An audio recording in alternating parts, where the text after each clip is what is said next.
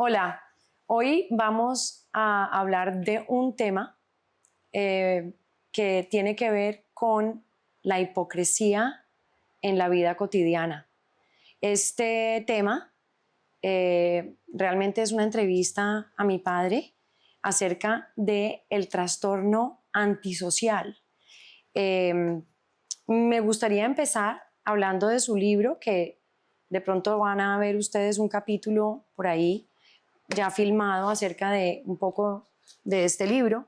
Me gustaría empezar, padre, haciéndote la pregunta: ¿por qué escribiste este libro con este título tan fantástico de la locura lúcida? Y que nos expliques el nexo de este libro con lo que hoy vamos a hablar de la personalidad antisocial y la hipocresía en la cotidianidad. Gracias, Adriana. La locura lúcida no es un título original mío. Yo se lo copié a un colega mío, un psiquiatra del siglo XVII, el doctor Trelat, que escribió un libro en francés que se tituló La folie lucide. Y tomé yo, atrevidamente, ese título. Él se refería solamente al trastorno antisocial de la personalidad en ese libro. Y yo decidí incluir allí dos trastornos más que hacen parte de ese gran conjunto de circunstancias emocionales del carácter que incluyen al trastorno antisocial de la personalidad, el narcisismo y la personalidad fronteriza o borderline personality. Choca dar nombres en otros idiomas, pero así se la conoce universalmente: borderline personality, personalidad fronteriza. Estas tres condiciones tienen una cosa en particular que los hace locos lúcidos, porque en apariencia, tanto el antisocial como el narcisista como el borderline son lúcidos y normales, pero en realidad son personas muy patológicas, con patologías que pueden realmente afectar gravemente a las personas que rodean a quienes conviven con ellos. Entonces, la idea de escribir este libro fue poner en concreto y en blanco y negro algo que yo he venido tratando a lo largo de estos años largos ya de mi experiencia profesional, y que nunca tuve la oportunidad de conocer personalmente a ninguno de estos personajes, pero conocí a sus víctimas. Fueron las víctimas las que me llegaron a mí, y nos llegan a todos, a los psicólogos y a los psiquiatras de todas partes, nos llegan este tipo de personas que son víctimas de los antisociales, que son víctimas de los narcisistas y que son víctimas de los borderline. ¿Y por qué son víctimas? Entre otras cosas, porque no se dan cuenta que esa persona que tiene asuntos tan extraños en su comportamiento y en su conducta cotidiana, realmente es una persona o son personas muy trastornadas, que tienen un trastorno de personalidad severo que corresponde a estos tres trastornos fundamentales que vamos a discutir ahora. Entonces, para aclarar, este libro y esto que vamos a hablar hoy es más dirigido no a esta persona que padece este trastorno, esta enfermedad, sino a lo que salpica a esta persona, que es el resto del mundo circundante, que no sabe por qué se siente mal, por qué se siente humillado, por qué se siente maltratado, por qué se siente de esta forma. Es como para que abran los ojos, y es particularmente interesante desde mi punto de vista, porque es un libro para los demás, no para... estas personas no buscan ayuda normalmente. No. Estas personas nunca, como les dije, nunca llegaron a mi consultorio. Nunca he visto en mi consultorio a un sociópata. O doctor, yo soy sociópata, necesito ayuda, eso no soy narcisista y necesito ayuda. No, eso no existe. Y ahora les vamos a explicar por qué. Esa es la razón de este programa. Explicarles por qué. Ahora, una palabra más antes de terminar esta introducción que me parece importante es que una vez que yo publiqué este libro, empezaron a llegarme personas que dijeron, oiga, este libro me cambió la vida. Yo no sabía que mi esposo era un antisocial. Yo llevaba 20 años durmiendo con él y yo no sabía que mi esposo era un antisocial. Y yo sí veía cosas raras. Entonces es la información detallada de cómo se identifican estas personas la que nosotros queremos darles a ustedes para que ustedes se puedan proteger. Para protegerse, porque curar eso es, No, es complejo. No, el objetivo no está dirigido, perdóname Adriana que te interrumpa, el objetivo no está dirigido a tratar al enfermo antisocial, porque él ni siquiera reconoce su enfermedad. Entonces, ¿qué vas a tratar a una persona que no reconoce que está enfermo? El problema son sus víctimas. Es cómo hacemos para ayudarle a las víctimas de los antisociales, de los narcisistas y de los borderline para que se puedan proteger. Que debe ser bastante duro. Muy duro. Muy ver duro. Esa realidad y porque hay que hacer algo al respecto. Exactamente. Hacer movimientos en la vida, porque no empezamos entonces a definir, como a tratar de hacer definiciones de los conceptos más importantes y relevantes de este tema. Por ejemplo, ¿cómo se podría definir la sociopatía o la personalidad antisocial? Defínela. Bueno, no tiene problema. Realmente la definición no tiene problema. Si nosotros nos detenemos a ver cuáles son los síntomas y los signos específicos, Los rasgos. Lo uno es la manipulación, la capacidad que tienen estas personas para manipular. La insensibilidad ante las necesidades de los demás. La irresponsabilidad. Ellos nunca son responsables de nada. Los responsables siempre son nosotros. O sea, tienen la capacidad de voltear todo para que no sean los responsables. Exactamente. Entonces, y tienen una condición que es muy característica de los sociópatas o de las personalidades antisociales, y es que no respetan las normas, ni las reglas, ni las obligaciones. Para ellos no existen estas reglas. En apariencia las respetan, pero en la realidad no las respetan. Creo que es importante eso de en apariencia. En apariencia. Porque si de dientes para afuera a veces son hasta perfectas estas personas. Exactamente. Entonces, ustedes pueden empezar a vislumbrar por qué es tan difícil identificar a estas personas. Sí. Porque tienen una habilidad de esconderse detrás de unas fachadas y de unas apariencias. La otra condición de estos personajes es que tienen una enorme incapacidad para experimentar culpa. Ellos nunca sienten culpa de nada. Además, ellos no se sienten culpables de nada. ¿Sufren? No sufren. No sufren por nada. Estos personajes no sufren. Ellos sufren si no logran manipular al otro. Y sufrir es una cosa entre comillas. Y tienen esa facilidad enorme para culpar a los demás. Son unos magos en la disculpa. Para ellos siempre hay una disculpa. Son unos reyes y uno puede decir qué habilidad, qué originalidad que tienen estos personajes para sacar disculpas y nunca tener ellos responsabilidad de absolutamente nada. ¿Qué tal un jefe así? ¿Qué tal una esposa así? ¿Qué tal un esposo así? ¿Qué tal un médico? ¿Qué tal un padre o una madre así? Los hay. Y hay hijos también.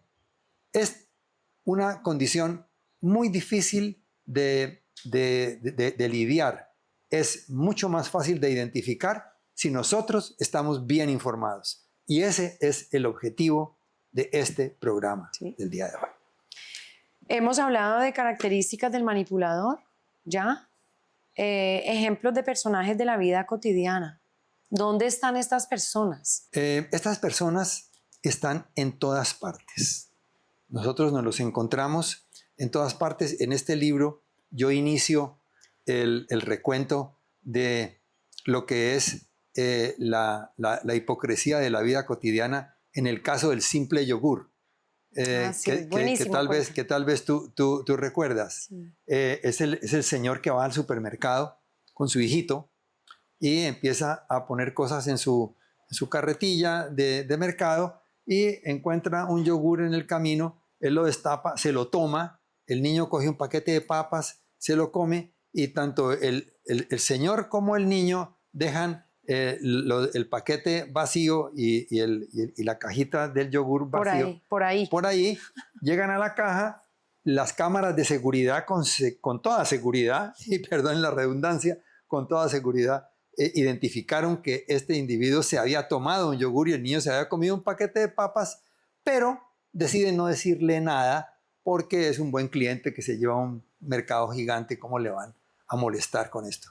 El señor se va, no paga ni el yogur ni el paquete de papas y se fue. Y entonces todo el mundo quedó tranquilo. ¿Qué es eso? Eso es la tolerancia a una conducta torcida. Ese señor se robó un yogur y un paquete de papas. Pero eso no se dijo y eso se toleró, y así se tolera todo.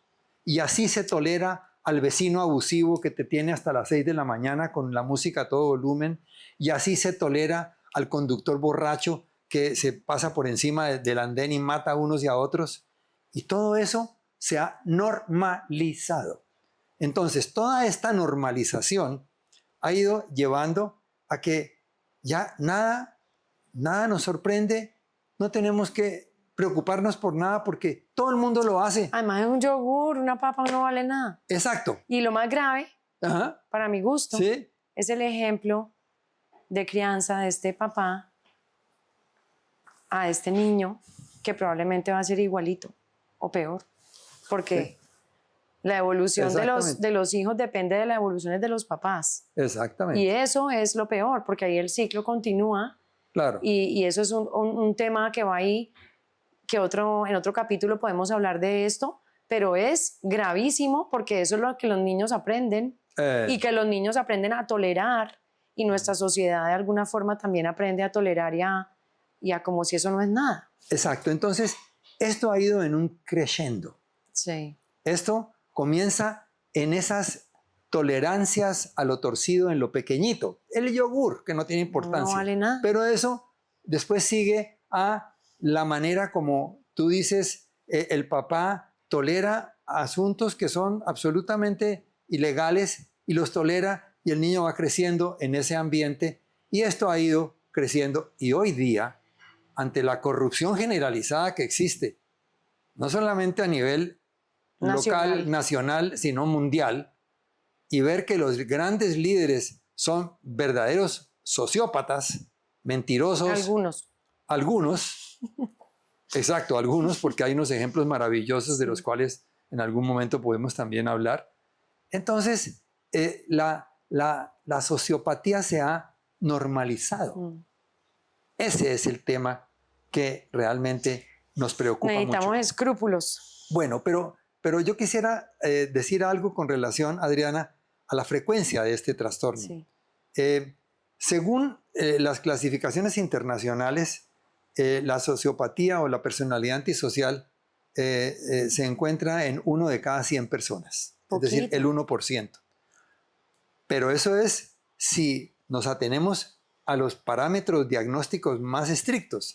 Pero si nosotros nos extendemos un poco más a las personalidades hipócritas y a las personalidades manipuladoras, que son también sociópatas, esto pasa a ser a 25 de cada 100. Es decir, el 25% de la población probablemente tiene estos rasgos. O sea que estamos hablando de una cosa que es muy común y que seguramente vamos a encontrar en muchísimas personas. Lo que pasa es que nos toca callarnos porque pues no vamos a estar en pelea permanente. Pero yo sí quiero decir, y este es como el corolario o la conclusión de todo este programa, pero me quiero adelantar a decir, es posible hacer algo frente a esto. Nosotros podemos enfrentarnos, nosotros podemos identificar esto y nosotros podemos confrontar. Así que el asunto no es quedarnos callados, porque la mayoría de las personas, por lo menos el 75%, de acuerdo a estas cifras, no tienen estas características. Muchos se quedan callados. No nos quedemos callados. Señalemos esto. Identifiquémoslo. Eso toca ir contra la marea y eso incomoda y eso toca unos llagas. Sí. Y es duro porque, como decías ahora, si muchas figuras poderosas tienen rasgos sociopáticos, ese es el ejemplo que estamos recibiendo todos los días, a toda hora, a nuestros hijitos, a la juventud. Entonces toca ir contra la marea, pero también se trata de eso este programa. A veces nos toca ir contra la marea. El curso de este trastorno, porque en verdad es un trastorno mental, ¿cierto? Es un trastorno mental. Es un trastorno de personalidad o de carácter. O sea, difícil hay trastornos mentales como la depresión, la angustia. Este es un trastorno de carácter. Es Haz decir, la diferencia ahí. Todos tenemos un carácter. Sí. Todos tenemos un carácter que es como la base. Sobre esa base se montan los trastornos. Uh-huh. Pero la persona que tiene de base un trastorno de personalidad, complicado. Entonces a ese se le suman otros síntomas y hace que esto sea una cosa mucho más compleja. Pero este es un trastorno mental uh-huh. que no se ha reconocido, que esencialmente no se reconoce con facilidad. Uh-huh. ¿Por qué? Porque las personas que tienen estos trastornos se encargan de mimetizarlo y de disimularlo muy bien. ¿Por qué no nos hablas de los personajes sociopáticos en la vida cotidiana? Perfecto. Tenemos por lo menos 7 horas para hablar de esto, de grabación. Ok. Son muchos. Los personajes cotidianos sociopáticos son muchísimos. Yo voy a dar solamente 3 o 4 ejemplos, como para no abrumar a nuestra audiencia. Es importante que entendamos que son de difícil identificación porque son unos expertos en el camuflaje. Ellos se camuflan, se ven como normales, se ven muy atractivos y muy convincentes. Empecemos por, digamos, el más común de todos, el manipulador. Ya dije en programa anterior cuáles eran las características diagnósticas del personaje antisocial. Voy a repetirlas aquí para hacer énfasis en la manipulación. Uh-huh. Tienen esa fachada impecable de modales suaves y elegancia impostada. Son unos mentirosos, pero se presentan con esa cosa impostada que impresiona a los ingenuos. Tienen una gran capacidad de seducción, son encantadores. Es el caso de esta muchacha que se encuentra un hombre maravilloso y le dice a su mamá: no te imaginas, mamá, el espectáculo de hombre que me he encontrado. Amable, cariñoso. Ojo, esas cosas tan maravillosas, o como dicen las abuelas, de eso tan bueno no dan tanto. Así que ojo vivo con esa encantadora persona que usted se ha encontrado. Póngale la lupa y mire a ver si realmente se confirma toda esta maravilla. Siempre tienen intenciones muy calculadas. Ellos, como lo dije antes en otro programa, no aceptan culpas nunca, no aman a nadie, aun cuando aparentemente tienen esa capacidad de demostrar afecto. Y además de eso, si alguien los llega a interpelar, ellos tienen una capacidad enorme de intimidación para controlar al otro. Son profundamente egoístas y tienen una habilidad en esto de la relación de pareja, tienen una habilidad enorme para identificar sus presas. Identifican de entre un grupo aquella que tiene las características de ingenuidad que se presta para que caigan en las redes fácilmente. Y no lo descubran. Y no lo descubran. Esta persona manipuladora, perdón te interrumpo, ¿es consciente que está siendo ventajista, aprovechado, negador, etcétera? No solamente es consciente, ese es su natural. Pero no, esta persona como que se puede dar cuenta que está abusando. No. Para esta persona todo es perfecto, así es como debe ser. Así es como debe ser. Si hay una que es capaz de tragarse todos los cuentos que yo le he hecho, pues yo se los he hecho. Una o uno. Una o uno, exactamente, porque hay de todo, de todos lados.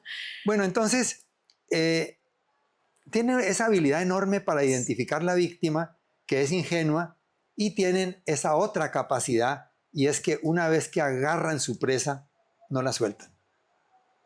Y a la presa le debe quedar dificilísimo soltar. No, y a la presa le debe quedar dificilísimo, o al preso debe quedar dificilísimo, porque está haciendo parte del juego del que el otro es un experto. Es un experto. ¿Qué pasa con la juventud o los niños? Puedo preguntarte esto porque uno no puede decir que hay un niño sociopático, porque hay que diferenciar en que tiene que primero ser un adulto y desarrollarse. Qué bueno que haces esta pregunta, porque uno no habla de trastorno antisocial o sociopático en niños o en adolescentes.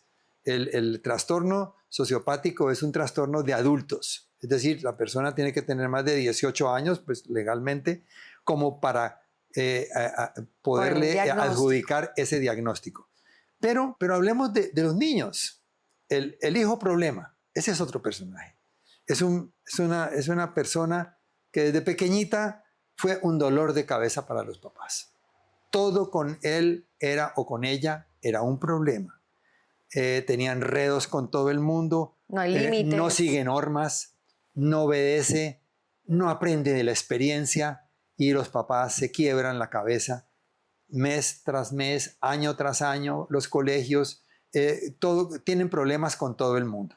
Y esto va progresando, porque en la medida que el niño crece, tiene más habilidades y tiene más capacidad de manipulación. ¿Qué tanto hay ahí del niño aprendiéndole al papá o a la mamá? Mucho. O del medio. Mucho. No siempre, porque uno tiene familias maravillosas donde los papás han sido unos ejemplos fantásticos y el niño nace con estas características. Quería preguntarte eso porque yo conozco gente que sufre mucho por esto, por sus hijos, alguno de sus hijos, no necesariamente todos, pero hay uno de los hijos que es muy difícil y eso es un rasgo real de nació así. Tristemente, esto es algo genético. Esto es algo con lo cual se nace y se acarrea pues a lo largo de toda la vida, y hay casos muy severos que no tienen posibilidad de recuperación, ahora hablaremos de eso, y otros que sí tienen posibilidad de recuperación. ¿Y qué puede hacer un papá, una mamá con un niño que identifica? Es muy difícil. Porque hay que obrar en la juventud. Ahorita hablamos del manejo, pero este personaje que a los 6, 7, 8, 10 años manifestó todas estas conductas difíciles y problemáticas, consultan a psicólogo tras psicólogo, psiquiatra tras psiquiatra, y nada parece servirles. Esto va progresando. El muchacho, cuando ya es un poco mayor, empieza a experimentar con alcohol, con drogas, de pronto se empiezan a perder cosas en la casa, y finalmente esto explota el día que la cosa pasa a mayores y le cae la justicia penal porque hubo un robo y fue él identificado. Entonces, terminada o aproximándose la adolescencia, las compañías malas son la elección que hacen estos muchachos, y la cosa va agravándose a medida que pasan los años, hasta que finalmente pues el niño llega a ser adulto. Y aquí hay algo que yo quiero mencionar, y es que no todos los niños que tienen estas características van a evolucionar hacia adultos patológicos o antisociales. Hay dos grandes grupos, y esto lo identificó un estudio que se hizo en Nueva Zelanda, en la ciudad de Dunedin, donde tomaron como 1037 muchachos en el año de 1972 y 73 y los siguieron. Sociopáticos, con rasgos sociopáticos. Sí, tomaron un gran grupo, de ese gran grupo escogieron los niños problema, y estos niños problema los siguieron a lo largo de muchos años, y vieron que había dos grandes grupos, unos que evolucionaban hacia la sociopatía en la edad adulta y otros que no evolucionaban a la sociopatía. ¿Qué diferenciaba a un grupo de otro? que los que habían evolucionado hacia la sociopatía tenían trastornos neurológicos de base y tenían unos ambientes sociales donde no había mucho apoyo y las posibilidades educacionales para ellos no fueron muy buenas. En cambio, en el grupo que evolucionó satisfactoriamente, no tenían esas condiciones neurológicas y tenían un apoyo y un grupo educacional que los sacó adelante. Si mal no recuerdo, en ese estudio eran 2 factores los que ayudaban a salir adelante a estos chicos, y era la pareja y el trabajo, el quehacer. Estos 2 factores, cuando funcionan, sacan adelante a estas personas, claro, que son aún jóvenes. Exactamente. Recuerdo que ella hizo un énfasis muy grande ahí. Sí, es correcto. Eso hace parte del grupo de apoyo. Una buena pareja y una ocupación cotidiana significativa. Y cuando no hay pareja, un grupo de apoyo que puede estar constituido por un padre, una madre, una abuela o unos hermanos que le dan apoyo.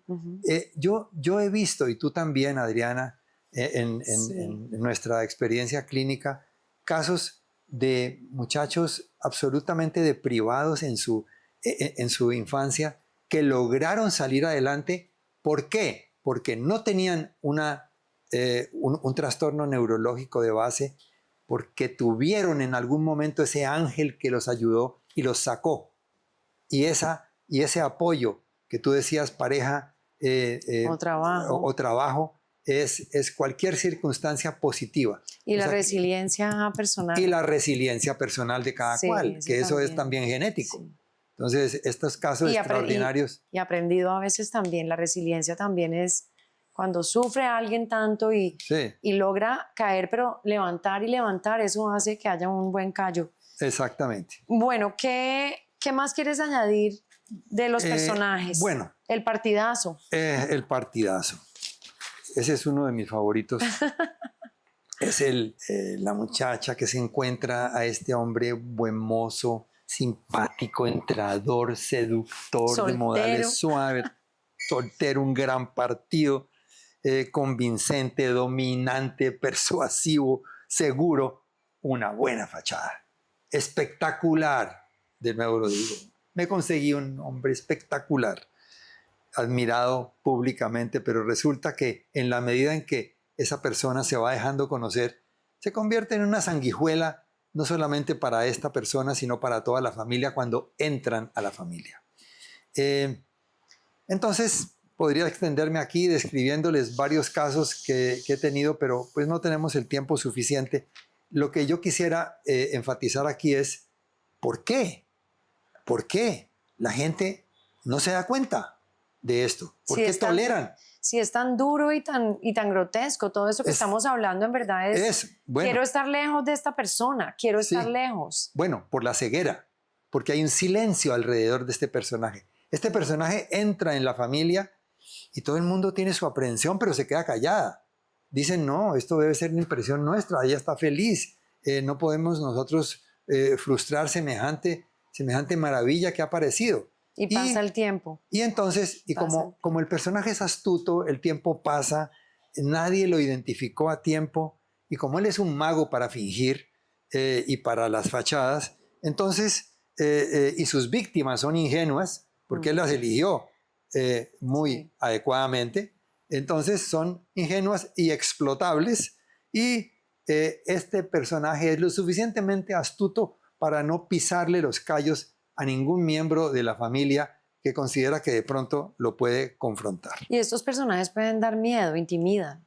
Intimidan, entonces, claro. A diferentes personas, como tú lo dices, como ellos escogen a quién montársela un poquito más, hace mucho más difícil este proceso, porque da miedo, en verdad, a veces terror, escuchar a estas personas decir cosas con énfasis. Yo creo que por eso es mucho más difícil el proceso de zafarse de eso. Muy difícil. ¿Qué es lo que tendrían que hacer para hablar de cómo se maneja esto? Confrontar los hechos con valor. Si alguien en la familia ve, levanta la mano y dice, mire, a mí me parece que estas conductas de este personaje no son adecuadas, pero eso no es fácil, porque existe la tendencia a tolerar la cosa torcida. Es más fácil. Es más fácil. No hacer nada. Es más cómodo. Yo no hago olas aquí. Yo simplemente me quedo callado y al fin y al cabo que se las arregle esta a ver cómo le va. Y así van creciendo estos problemas. Pero perdón, además, ¿cómo se confronta a una persona de estas? No. Es confrontarlo, pero con la parte sana. No, es que tú no confrontas al sociópata. Es con tú la parte sana. Tú confrontas a la víctima. Le dices, pero mire, mijita, ¿usted con quién está? Pero como no estamos metidos en esto, sino que estamos hablando de una situación en una casa donde una mujer o un hombre está identificando esto, ¿con quién lo confronta? La familia. No con el especialista porque no ha llegado ahí todavía. No, la familia, la parte sana de la familia, la parte sana de la familia se reúne y dice, a esta niña hay que decirle que tenga cuidado. Y nosotros no lo vamos a dejar entrar más, vamos a ponerle unos límites, pero esto no siempre es fácil porque en general la gente tiende a los mensajes tibios, a los mensajes eufemistas, a decir las cosas sin decirlas, a no enfrentar las cosas de verdad. Entonces, el personaje este que es tan hábil se va metiendo en la medida en que él no es confrontado de una manera clara, sino con esos mensajes tibios, eufemísticos. Entonces, eso progresa y llega a extremos verdaderamente lamentables. Sí. Generalmente, y en la inmensa mayoría de los casos, esto explota. Y finalmente hay una crisis, pero pasaron meses, años. Yo pienso que muchos años. Muchos años. Porque tomar esa decisión y lo que pasa en estas dinámicas es que la familia entera está alrededor ya de esa dinámica del sociópata.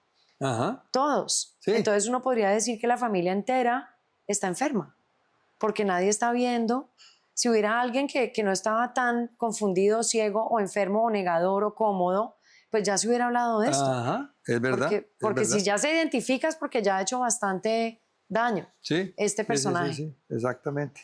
¿Por qué no nos hablas de un caso que es para mí como es casi una caricatura de un sociópata histórico que fue animador de la BBC? Adriana está hablando de Jimmy Savile, que a sus 66 años fue distinguido por la reina Isabel con el título de Caballero del Imperio para la Caridad. En ese mismo año, Juan Pablo II, el Papa, lo declaró caballero papal. Y este hombre, que era un gran animador, un individuo muy, muy popular en Inglaterra, murió a los 84 años, fue enterrado en un ataúd de oro, miles lo lloraron, miles de seguidores. Y cuando se estaba preparando la celebración del primer aniversario de su muerte, llegaron los testimonios de 10 mujeres que habían sido supuestamente violadas por este individuo cuando ellas tenían 14 años más o menos. Y después de eso, esto destapó las 400 acusaciones en su contra, de las cuales 300 eran por razón de violaciones sexuales a niños y niñas que estaban en los orfanatos que él mismo financiaba, porque era un hombre muy rico. Bueno, esto es una aberración tan grande y, como dices tú, Adriana, esto es una caricatura de lo que es un sociópata en el extremo máximo. Sí. Bueno, caricaturas como esta hay muchas. Lo que pasa que no son solamente del mundo de la farándula, sino del mundo de la política y de otros mundos. De muchos ámbitos. De mundos empresariales, gente con poder que logran pasar desapercibidos y hacer muchísimo daño. ¿Por qué? Dice uno, ¿por qué no lo denunciaron? Mucha gente sabía lo que este hombre estaba haciendo. Mucha gente lo identificó y se cayó. Algunos decían, esas son cosas de Jimmy. eres así. Y le perdonaban semejante horror. ¿Por qué ocurre eso? Porque era poderoso. Porque era un hombre atractivo, era un hombre popularísimo. Y porque era muy disimulado. Y porque existe esa condición terrible del alma humana que es la ciega admiración por el triunfador. Por el triunfador, por el que tiene plata. Por el poderoso. Por el poder. Por el poder. Y eso infunde un terror. Todo el mundo se calla porque eso es aterrador. Aterrador. ¿Quién va a enfrentar? ¿Quién va a enfrentar a ese personaje? ¿Quién va a enfrentar? Si es un personaje muy elevado en la, digamos, en el poder nacional de cualquier país, y a alguien se le ocurre decir, este hombre trató de seducir a mi esposa, sí, nadie le cree, nadie le cree, le va mal. Entonces nadie se enfrenta al poderoso, o muy pocos son capaces de enfrentarse al poderoso. En algún capítulo me gustaría hablar de qué se puede hacer realmente a nivel institucional, familiar, social, de qué se puede hacer, como inclusive unos parámetros para poder hablar, porque esto es producto del silencio, que es precisamente lo que queremos en este programa, es hablar de las cosas que hacen sufrir a las personas. Exacto. Prometemos que en subsecuentes capítulos vamos a tocar este tema. Gracias.